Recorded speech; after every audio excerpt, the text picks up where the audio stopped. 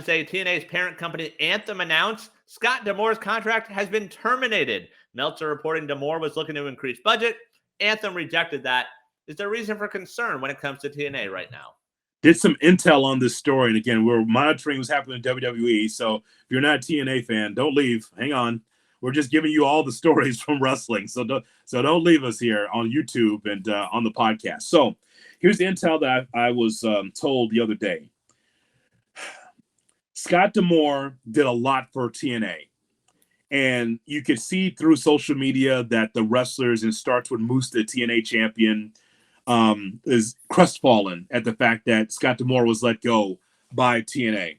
So the talent's not happy about it. Jordynne Grace also very vocal on Twitter. I saw it. I mean, all the wrestlers, the men and women of TNA, the wrestlers are upset.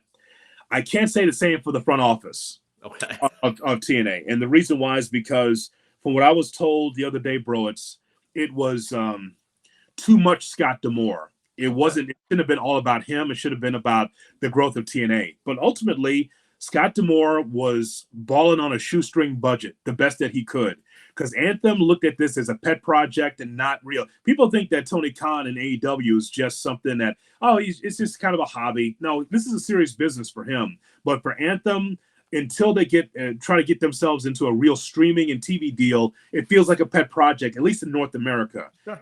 Not in Canada, not in other places, but it feels like that in North America. But the issue right now for me is there felt like there was some buzz and momentum. Like, even with a shoestring budget, you were getting Ospreay for a few matches. You had Okada there. You were able to sign Trinity. Like, they seem to be going in the right direction, and this feels like it might result in a step backwards. I think so, but we're going to find out. I guess here's the thing. With the new person in place, Ciccone, I believe his name is the new CEO for TNA, Anthony Ciccone, or Cicone, I believe is how it's pronounced. He is the new CEO of Impact Wrestling. What I was told about Scott D'Amore internally is that it was way too much Scott D'Amore, too much about him and not enough about the company. And here's a couple examples of that. We talk about this all the time in wrestling, where what happens behind the scenes sometimes comes in front of the camera, or an extension of your personality is turned up to 10 or 11. You and I both saw the matchup with Josh Alexander against Will Ospreay. And a great match. It's already a match of the year candidate, and we're not even until late, right. Yeah, it was amazing because you're coming off the pay-per-view Hard to Kill. Your TV is Ospreay against Josh Alexander. I told you to watch that match. We both saw it. What was the aftermath of that? It was Scott D'Amore out there talking about, this is TNFNA, and he's screaming into a mic, and it's kind of like, wait a minute. That's their moment. And the reason why that sucked is because of all people, Will Ospreay said, I'm a TNA kid. Right. Like, I love TNA. I grew up with TNA. Who says that? But Will Ospreay's from the UK goes, this is what I grew up with. I love TNA. I'm leaving the company, but I just want you to know TNA is great. That's how you leave. That's how you leave. Like, I put Josh Alexander over, and I love TNA. But here's the problem, Broitz. The problem is that Scott D'Amore came out there bellowing on the mic talking about, that's right, this was a great match. This is TNFNA. Also at Hard to Kill. Saw that pay-per-view as well. How many times we see Scott D'Amore? Right. Like two or three times. I know they have new partnerships. That's fine. You want to do it once? That's fine. He kept coming out there talking about, well, we've got this new relationship with New Japan or whatever it was. And it's kind of like it was too much. And so I think that internally they said, all right, Scott, you know what? We appreciate what you've done. We're going to hand it over to someone who's been in the company in Anthem for 15 years in Ciccone. And so they move forward. So, yes, I know that Scott D'Amore did a lot for TNA, but at the same time, it was way too much internally for the company to handle. Here's your WWE Presser latest update. The WWE and Twitter, or X, whatever you want to call it, they've partnered up to launch WWE Speed, a new weekly series that'll showcase timed matches coming in April.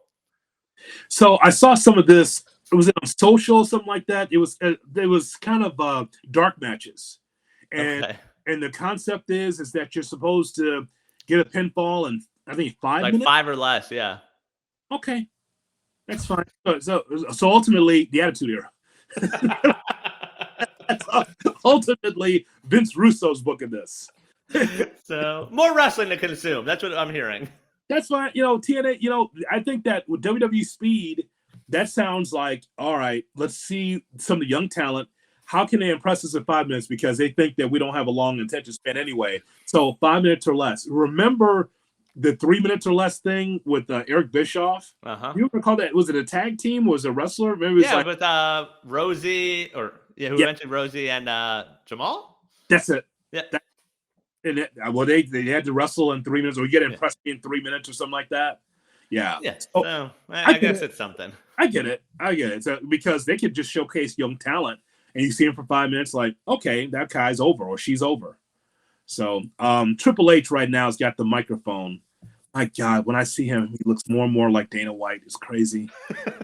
He's got the thank you, Eric Collins, 3 minute warning. That's what it was. Yeah, there you go. So more and more we see Triple H with the open collar, like he's Dana White, and he's got the jacket on. Does he have the glasses on though? That's usually an important part. No, he's just walking around. All right, no box score to look at. Yeah, no, he's no box score. He's just there, just walking around in front of the crowd. That's what he's doing right now. We're monitoring it. Yeah. He's just walking around, just saying stuff. But that's the latest on TNA. And so I agree with you that it is for sure that TNA does have some momentum, but their issue is that they need to be able to invest in themselves in North America. Even the NWA debuted on the CW network. I actually downloaded the app.